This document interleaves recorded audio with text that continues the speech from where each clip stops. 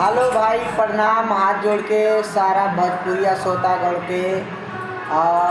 भैया आप लोगों के हम एगो बात बतावल चाहतनी ताकि आप लोगों को मालूम हो जाए। एगो गाना रिलीज भइल तो उनकी गाना हमारे बड़का भैया लिखले हुआ, तो 12 इंच के गाना हो। वो गाना आप लोगों को हम सुना सकतनी गा के। आप लोग कमेंट लाइक करी और बताएं कमेंट में कि गाना कैसन बा, अच्छा बा कि ना अच्छा बा।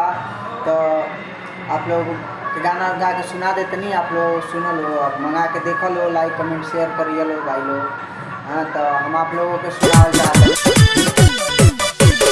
सखी सैया सिंजिया पर रतिया में आवे, रतिया में आवे हो, रतिया में आवे। कोइल सिंहार सब माटी में मिलावे, माटी में मिलावे हो, माटी में मिलावे। सखी सैया सिंजिया पर रतिया में आवे, कोइल सिंहार सब माटी में मिलावे।